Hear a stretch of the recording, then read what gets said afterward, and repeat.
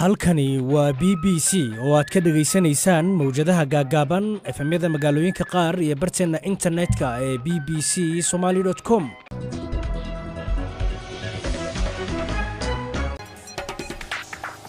kulanti wacan oo wanaagsan dhegeystayaal meel kastoo aad inaga maqlaysaan waa subax Arbaca 15 bisha Agoosto sanada 2018. arrimahan barnaamijka saaka idinkugu haynana waxaa kamid ah Ilham Cumar oo ku guuleysatay isreebreebka musharaxnimada xisbiga dimuqraadiga ee mid kamid ah kuraasta Kongareeska gobolka Minnesota. Hadaba maxaa u sahlay midaasi?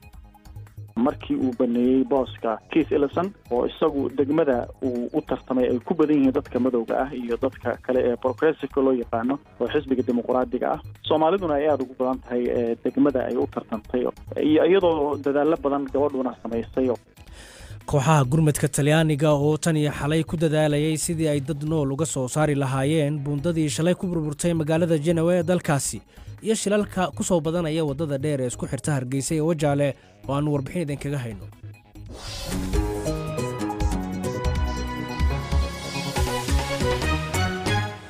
maxamed cabdiraxmaan sheekh ayaa barnaamijka isku soo dubariday anigoo Cabdifataax Ibraahim Cagayrna oo la socodsiinaya balse marka hore barnaamijka waxaan ku bilaabaynaa wararka caalamka ee Xasan Deeq Cabdullaahi Haybe.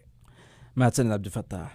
baadigoobka lagu hayo dadka ku hoos xaniban burburka buundada Talyaaniga ku duntay ayaa sii socotay habeennimadii.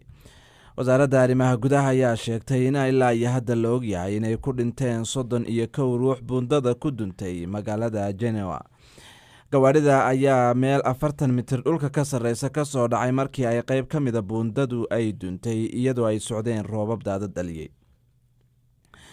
kiniisadda madhabta Kaatoliga ee gobolka Pennsylvania ee dalka Mareykanka ayaa raaligelin bixisay kadib markii warbixin rasmi ay faahfaahin ka bixisay in ay culimada kiniisaddu ay tacadiye baaxad u geysteen caruur. arrintaasina ay soo socotay muddo 70 sano ah. xeraalyaha guud ee gobolka ayaa sheegay in ka badan 10 caruur la faraxumeeyay uuna ka mid ahaa mid 8 bilood oo kaliya jira, isla markaasna dadkii dhibkaas geystay la qariyay oo aan ceebtooda la shaacinin. dowladda Greega ayaa soo dhaweysay 2 askari oo 5 bilood ee la soo dhaafay ku xidhnaa dalka Turkiga. xidhitaankooda ayaa xumeeyey calaaqaadkii labada dal ee ka wada tirsan gaashaanbuurta NATO. waxay sheegeen in ay si kamia uga tallaabeen xadka iyaga oo ku raajooga dad si sharci darro ah dalka Greega ku soo galay, balse Turkiga ayaa xabsiga dhigay iyagoo uga shakiyey in ay basaasayeen. madaxweynaha kusimaha ee dalka Nigeria ayaa amray in dib u habeyn lagu sameeyo waax ka mid ah booliiska kadib markii lagu eedeeyey in ay geysteen tacadiyo aadanaha ka dhana. booliiskan gaarka ee ka hortaga dhaca ayaa mas-uul ka ah wax ka qabashada dembiyada halista. ugu dambeynna bangiga dhexe ee Venezuela ayaa sheegay in lacagta ugu qiimaha yar dalkaas aan la aqbali doonin wixii ka dambeeya Isniinta soo socota, isla markaasna ay waajib tahay in bangiyada lagu xareeyo oo la bedesho. isla maalintaas lacagta dalkaas ayaa qiimo beeli doonta 5 dhibcood. warkii dunidana waa naga intaas. Cabdifataax aad baad u mahadsan tahay. Xasan Deeq Cabdullaahi Haybe ayuu kaasi ahaa oo inala socodsiinayay qodobada wararka caalamka ugu door karoon. halkaad kala socotaanna waa BBC ee dhegeystayaal waa tahay aanu ku bilownay. Ilham Cumar ayaa ku guuleysatay isreebreebka musharaxnimada xisbiga dimuqraadiga ee mid kamid ah kuraasta Kongareeska ee gobolka Minnesota ee wadanka Mareykanka. guushan ayaa aad muhiim u ah maadaama ay ka dhigayso qofka xisbigaasi ku matali doona doorashada guud ee dhacaysa bisha November ee sanadkan. dhanka kale waxaa jira siyaasiyiin Soomaali ah oo ilaa iyo haatan ka horeeya codadka la tiriyay kuwaas oo u tartamaya kuraasta degmooyinka si ay u matalaan xisbiga dimuqraadiga. haddaba Axmed Nuur Ugaas waa saxafi hore haatanna waxa uu degan yahay magaalada Minneapolis. khadka taleefanka ayaan kula xiriiray oo waxaan ka wareystay doorashada isreebreebka xisbiga dimuqraadiga. waa mahadsantahay Cagayre. magaaladan haddaan joogo Minneapolis waxaa ugu cadcad horta tartanka muhiimadiisa golaha Kongareeska Mareykanka gabadha la yiraahdo Ilhan Cumar oo hadda caawa lagu dhawaaqay in ay ku guuleysatay codadkii la tiriyay boqolkiiba ku dhawaad 50 musharaxiinta la tartamay ay ka guuleysatay oo dhanka xisbiga dimuqraadiga. ayada markii waxay noqotay qofkii ugu horeeyay oo hadda isreebreebka isku soo baxday, waxaana aad loo rajaynayaa in bisha November ee sanadkan ay ku soo baxdo golaha Kongareeska Mareykanka oo ay noqoto qofkii ugu horeeyay oo Soomaali ah oo aqalkaas ku biira. axmed, marka waxaa muuqata in ilhaam ay noqotay qofkii ugu horreeyay soomaali ah ee guul noocan oo kalea gaara oo ku soo baxa isreereebka kongareeska maraykanka ee xisbiga dimuqraadiga. marka qaab noocea ayay guushaas ku gaartay?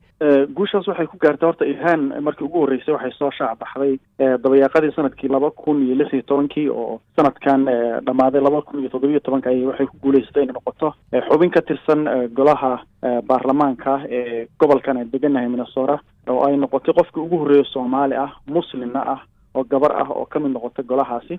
markaas ay saxaafadda caalamka iyo midda gudahaba aad usoo hadal qaadeen oo ugu soo shaac baxday, waxaana u sahashay in ay hadda ku guulaysato markii uu baneeyey booska ninka la yidhahdo Keith Ellison, oo isagu degmada uu u tartamay ay ku badan yihiin dadka madowga ah iyo dadka kale ee progressive loo yaqaano oo xisbiga dimuqraadiga ah. Soomaaliduna ay aad ugu badan tahay degmada ay u tartantay oo magaalada Minneapolis ay qayb ka tahay, iyo iyadoo dadaalo badan gabadhuna samaysay oo dhanka campaignka iyo ololaha samaysay oo markii la tartamayay xisbiga halkan dimuqraadiguna uu horay u taageeray in ay noqoto qofka u tartama. arrimahaas oo dhan ayaa saaciday inay ku soo baxdo isreebkan.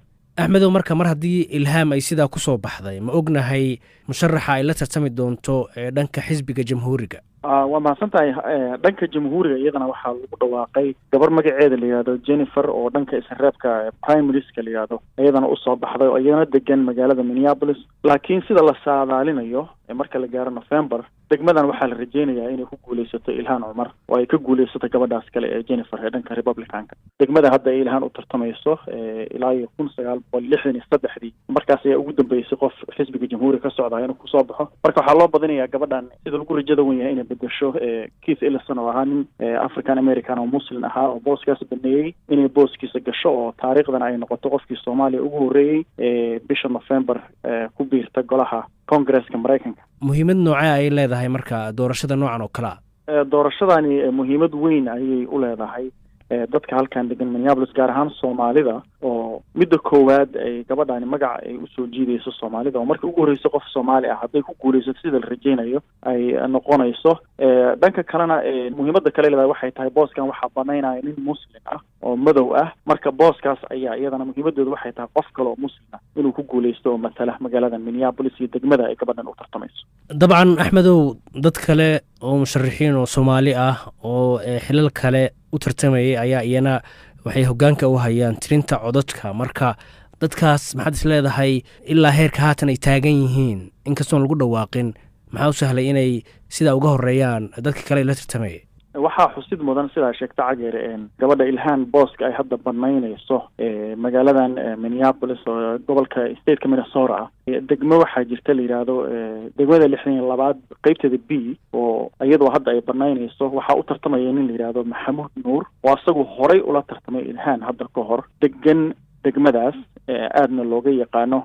asaga ayaa la rajeynayaa inuu asna kusoo baxo gabadhan booskeeda oo ah wiil Soomaaliya oo la rajeynaya inuu booskeeda bedelo. waxaana u sahlay inay ku badan yihiin degmadaas tartanka laga galay dadka kasoo jeeda East Africa oo Soomaalidu u badan tahay, Oromada iyo Ethiopianka iyo dad kale East Africa degan ay ku jiraan. sidoo kale waxaa jira iyadana degmada qaybteeda 62 waxaa u tartamaya gabar kale oo Soomaaliyeed oo la yidhaahdo Hodan iyo wiil kale oo asna la yidhaahdo Cusmaan Axmed iyo mid kale oo asna la yidhaahdo Faatax. marka weli cidda soo baxday laguma dhawaaqin, balse waa la ogaan doonaa.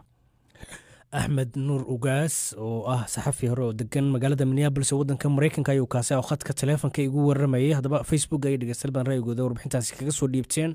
intooda badan waa ay isku ray dhow yihiin oo waxay u hambalyeynayaan Ilhaam. haddii aan bal mid iyo laba soo qabto markaa, Cabdulcasiis Cabdulaahi Daahir oo jooga magaalada Beledxa waxa uu leeyahay guusha ay ka gaadhay Ilhaam Cumar doorashadii isreereebka ahayd ee gobolka Minnesota. runtii aad ayaan u bogaadinayaa. Ilhaam waa gabar muslim ah, saameynteedana leh, dadka Soomaalidana wax badan u qabatay. waxaan ugu hambalyeynayaa rajadaas guushaas ay gaartay. waxaan rajeynayaa buu yidhi inay sii wadi doonto shaqada fiican ee ay gobolka u hayso. maxamed axmed bulaale oo taleex ka soo qoray isna waxa uu leeyahay waan soo dhaweynayaa Ilhaan Cumar guusha ay ka gaadhay isreereebka kursiga xisbiga dimuqraadiga. waxaan rajeynayaa guul buuxda inay gaari doonto, wax badanna ay u qaban doonto Soomaalida Maraykanka ku nool. waxaan qaar ka mid ah dhegeystayaasha BBC ee Facebook. dhegeystayaal idinkuna ra'yigiina waad ka soo dhiiban kartaan warbixinaan dhawaanta halkaasi ku daabacna. halkaan nagala socotaanna waa BBC. markaanse kooxaha gurmadka ee Talyaaniga ayaa xalay tan iyo xalay waxa ay wadeen dadaallo ay ku doonayaan sidii ay kusoo badbaadin lahaayeen oo burburka hoostiisa uga soo saari lahaayeen dadkii ku hoos jira burburkii shalay ka dhacay halkaasi. waa buundadii ku burburtay magaalada Genoa ee dalkaasi. ugu yaraan 26 qof ayaa la xaqiijiyay inay halkaasi ku dhinteen, hase yeeshee waxaa la saadaalinayaa inay sare u kici karto tirada dhimashada. booliska ayaa sheegaya inay ku rajo weyn yihiin inay heli doonaan dad nool oo ku hoos jira burburka hoostiisa. haddaba wararkii ugu dambeeyey ee buundadaasi burburtay waxaa isku soo duway oo nala socodsiinaya maxamed raxmaan sheekh. kooxaha gurmadka ayaa isku dayaya inay dad nool ka soo saaraan gawaarida iyo burburka kale ee ka dhashay buundada duntay. wararka laga helayo goobta ayaa sheegaya in la maqlayay cabaadka dad ku hoos xayiran burburka. Marcelo De Angelis waa madaxa gurmadka ee laanqayrta cas u qaabilsan dalka Talyaaniga.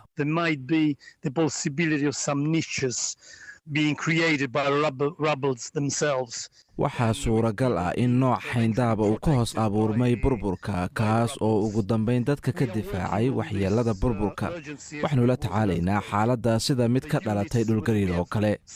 kooxaha ka qayb qaadanaya gurmadka ayaa kuwa aan ugu talagalnay xaaladaha dhulgariirka. marka waa xaalad taa la mida oo kale, sidoo kalena waxaa jira khatar ah in uu dhaco burbur kale.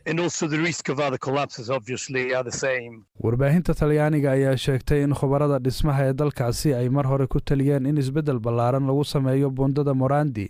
wasiirka gaadiidka ee Talyaaniga Danilo Toninelli ayaa sheegay in musiibada ka dhacday Genoa ay muujinayso sida ay u liitaan dhismayaasha asaasiga ah ee dalkiisa. dhibaatadan ayaa indhaha shacabka Talyaaniga ku soo jeedinaysa xukuumadda wadaagga ah ee haysta talada dalkaasi, taasi oo ballan qaaday inay kordhin doonto dhaqaalaha ku baxa dhismayaasha asaasiga ah. mashaariic badan oo loogu talagalay horumarinta kaabayaasha dhaqaalaha ee Talyaaniga ayaa waxaa hareeyay musuqmaasuq iyo ku lug lahaanshaha kooxaha maafiyada ah. maxamed cabdiraxmaan sheekh aad ayuu u mahadsan yahay. warbixintaasi ayuu isku soo duway nala socodsiinaya. halkaad kala socotaanna waa BBC. BBC waxaad ka heli kartaa wararkii ugu dambeeyey ee Soomaaliya iyo caalamka oo dhan maalin walba.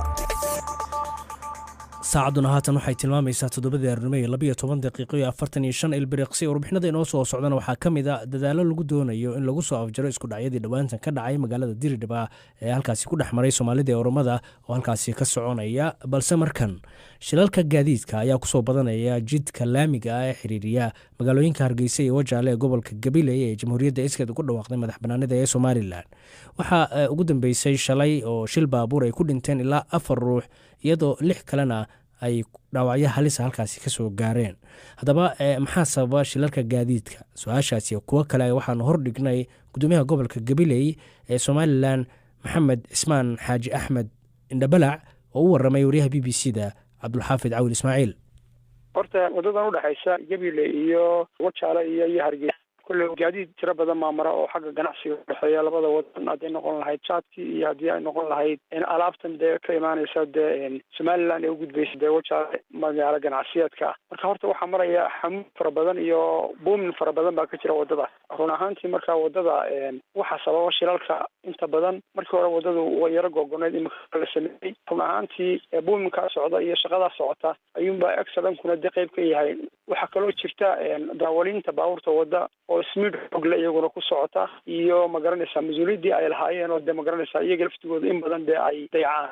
waxaad tilmaantay baabuurta qaadka oo kale in iyaguna ay qayb ka yihiin sida xawliga ah ay u socdaan. marka ka Somaliland ahaan waynu ognahay oo badankaba wadooyinka shilalku waa ku badan yihiin. Gabiley iyo deegaanadaas aynu iminka ka hadlaynana dee waynagan hayna. marka maxaa qorshaad amarka Ilaahay lagama hortagi karo, laakiin maxaa qorshe ah haday noqoto heer degmo heer gobol iyo guud ahaanba Somaliland?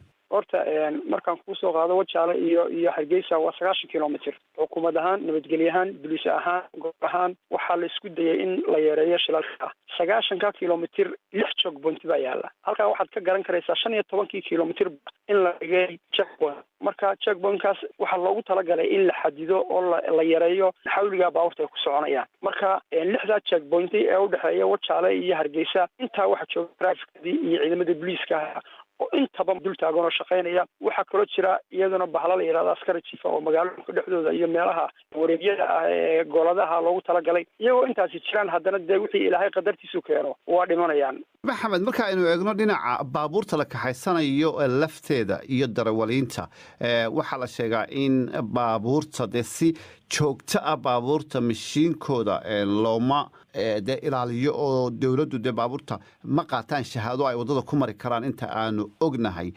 ta kale darawalnimada waxaa la sheegaa in marar badan dhalinyaro iyo dad aan kuba baasin imtixaankii baabuurta ay wataan baabuurtan. taa maxaa laga qabanaya? baabuurtu dee marka ay horta soo degaan waxay ka soo degaan dee dekeda berbera kolley gaarigaas iyo fishikiisa iyo noocu yahay dee wasaaradda gaadiidka ku shaqa leh iyadaa gaariga soo garaysa wuxuu qabo waa la eegaa. marka dambena dee baabuurta depreciation waa ku dhacaa horta oo dee gaarigu markuu muddo joogaba waa noqonaya gaarigaasi inuu duugooba. haddana dee wasaaradda gaadiidku dee qorshayaasha ay ugu talagashay dee sanadaha soo socda ayaa dee u baahan in laga howlgalo oo dee la diyaariyo mashiinadii lagu eegi lahaa baabuurta. laakiin intaa traafikada iyo waa dadaalaysaa, ganaaxina waa la samaynaya waana la daba socda dee gaariga lagu arko dee inuu dhinaca liisanada ka waran maxamed iyo dhalinyarada baabuurta wadata.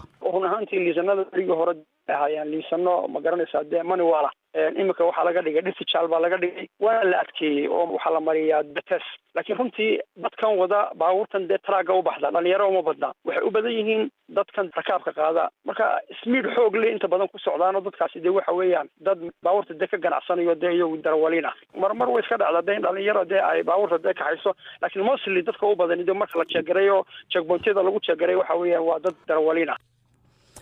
maxamed cismaan xaaji axmed indhabalac gudoomiyaha gobolka gabiley ee somalilan ayuu kaasi ahaa. waxauu khadka taleefonka ugu waramayey waryahayaga cabdulxaafid cawil ismaaciil. halkaad warbixinadaasi kala socotaanna waa b b c. ciyaarihii ayaa inoo soo socday iyo weliba dadka magaalada garowe sida ay u arkaan dib u dhaca ku yimid habkii hal qof iyo hal cod ahaa ee la rabay in doorashada puntland ay u dhacdo 2019 balse markan magaalada diridhaba ee dalka etoobiya waxaa ka soconaya dadaalo lagu doonaya in lagu soo afjaro isku dhacyo ay dad ku dhinteen oo dhowaanahan halkaasi ku dhex marayay qowmiyadaha soomaalida iyo oromada. arrintan ayaa waxa ay isku xilqaamay odayaal dhaqameed ka kala socda labada dhinac kuwaasoo maalmahanba lahaa shirar looga gol leeyahay soo afjaridda qalalaasahaas.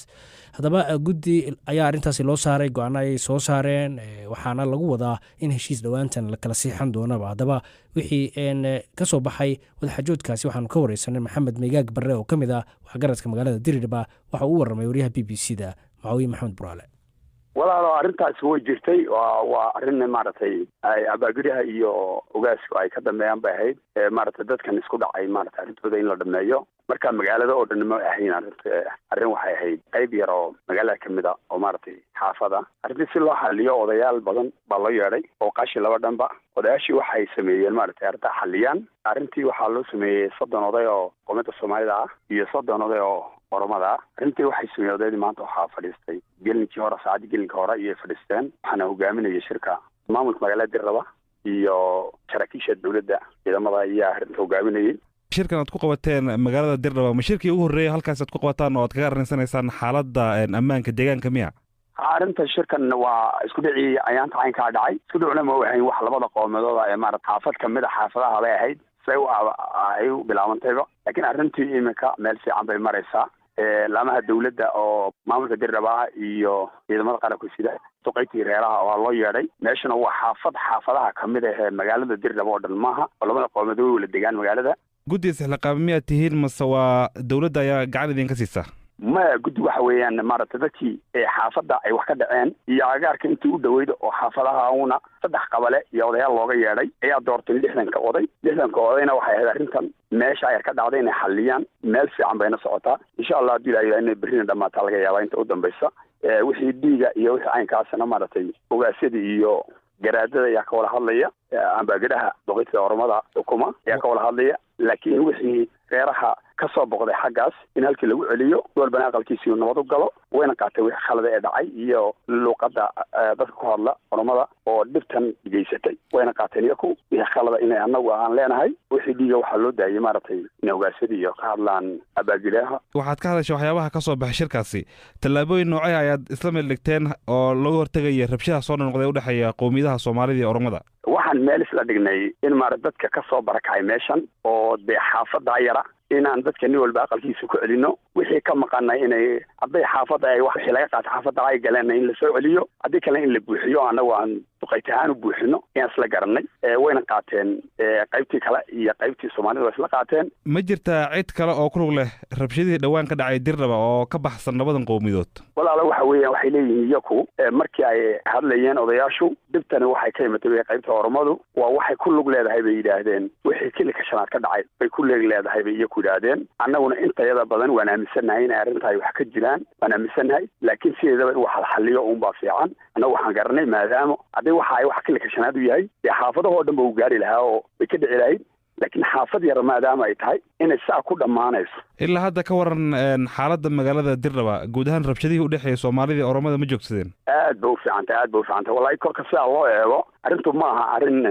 magaalada oo dhan ka dhacday maaha oo maaragtay dee waa la wala yaallaa labada qomadood xaafad ayna wala olama jiro qabalayaasha magaaladuna way badan tahay oo xaafadu way badan yihiin meeshan waa xaafad waxay ka dhacday marka hadday noqon lahayd oromiya soomaaliya hadday noqon lahayd dee magaalada oo dhan bay ka wada dhici lahayd laakiin xaafadaas waxaan u malaynay in yaro canaasira oo dadkii kililka ku lug lahaa ay tahay iyo maaragtay waxoogaa iyakuna si kala ah inay tahay oo dadka ka soo barakacay inay tahay iyo in kale inay tahay saa uma kala garan weli laamaha dawladduna aad bay ugu fara jirtaa waxyaala ay dada waan qabanay ay laayeen oo arrintana way soo gashay ay yidhaahdeen way jirtaa waan lagu daba jiraa dadkii dadkaa laayay.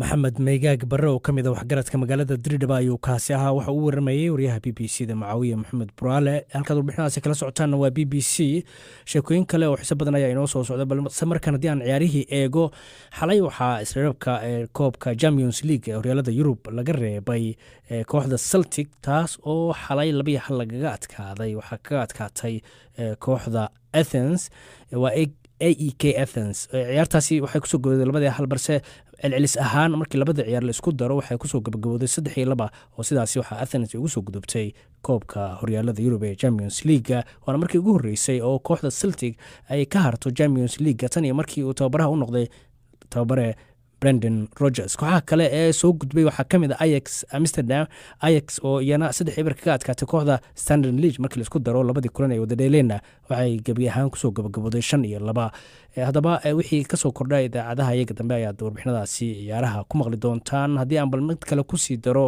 ciyaaraha muhiimka ee xalay dhacay ee isreebka ahaa Benfica ayaa iyana usoo gudubtay oo Fenerbahce ay 1-1 ku kala baxeen balse markii celceliska labada ciyaarood la isku darayna Benfica ayaa 2-1 kusoo baxday.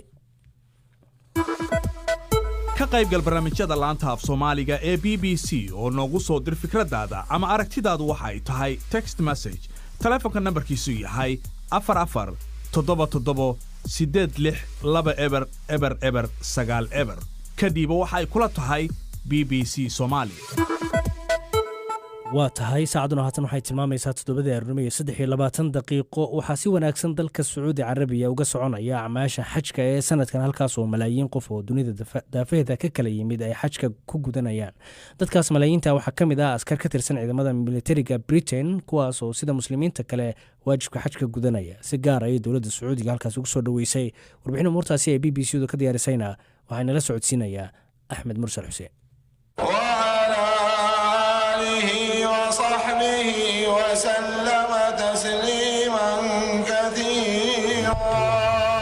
dhammaan dadka muslimiinta ah ayaa ku hamiya in ay gutaan waajibaadka xajka inta ay nool yihiin malaayiinta qof ee sanadkan gudanaya waajibaadka xajka ayaa waxaa ka mid ah askar muslimiin ah oo ka tirsan ciidamada qalabka sida ee Britain inta badan askarta waxaa loo daabulaa furimaha dagaalka balse hadda waxa ay isu diyaarinayaan sidii ay u cibaadaysan lahaayeen una gudan lahaayeen mid ka mid ah tiirarka shanta ah ee islaamka sida uu sharaxayo askarigan soo xajiyey.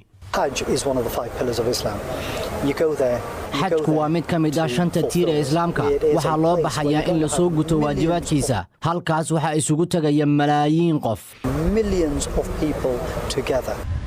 wafdigan ayaa waxaa martigeliyey militariga sacuudi carabiya waxayna taageero ka heleen madaxda iyo saraakiisha militariga. waxaan taageero buuxda ka helnaa taliska ciidamada taasoo loo gol leeyahay xaqiijinta sidii loo dabooli lahaa baahidooda oo ay ka mid tahay dhanka cibaadada iyo moraalka. ku dhowaad 650 askari oo muslimiin ah ayaa ka tirsan ciidamada qalabka sida ee Britain.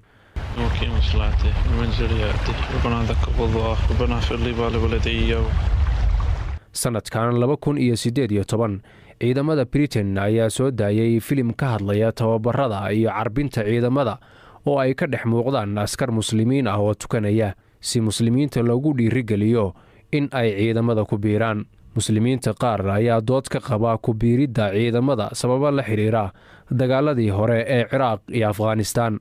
askartan ayaa ku rajo weyn in xajkani uu shakiga ka saaro muslimiinta ayna awoodaan in ay gudan karaan waajibaadkooda diiniga ah ayagoo u shaqaynaya dalkooda. axmed mursal aad ayuu mahadsan yahay warbixintaasi ayuu inala socodsiinaya. halkaad kala socotaanna waa BBC. markanse dadka magaalada Garowe ayaa siyaabo kala duwan waxa ay uga hadleen dib u dhaca ku yimid habkii hal qof iyo hal cod ahaa ee laga dhursugayay in doorashada Puntland ay u dhici doonto 2019. shalay ay ahayd markii baarlamaanka maamul goboleedka Puntland uu meel mariyay in dib loogu laaban doono habkii hore ay u qabsoomi jirtay doorashada kaas oo ahaa in 66 xildhibaan ee maamulka si ay qabaa'ilka deegaanku soo xulaan kadibna ay doortaan madaxda maamulkaasi. haddaba wariye Axmed Cawil Jaamac ayaa mikrofoonka waxa uu la dhex maray qaar ka mid ah dadweynaha magaalada Garowe. bismillahi raxmaani raxiim magacaygu waa cabdisaaq axmed jaac cabdisaaq wadani waxaan ka mid ah dadweynaha Garowe waxaan soo dhaweynayaa marka koowaad baarlamaanku barnaamijku maanta ansixiyey oo ah doorashada Puntland inay xilligeeda dhacayso waqtigeedana dhacayso. waxaan rajeynayaa 5 sano soo socda inaan ku gaari doono heerka one man one vote ama hal qof iyo hal cod taas oo sanadkan xukuumadda ay gaarsiin weyday sidoo kale xukuumadda horena ay bilowday laakiin aysan macquul noqon inaan midna gaarno.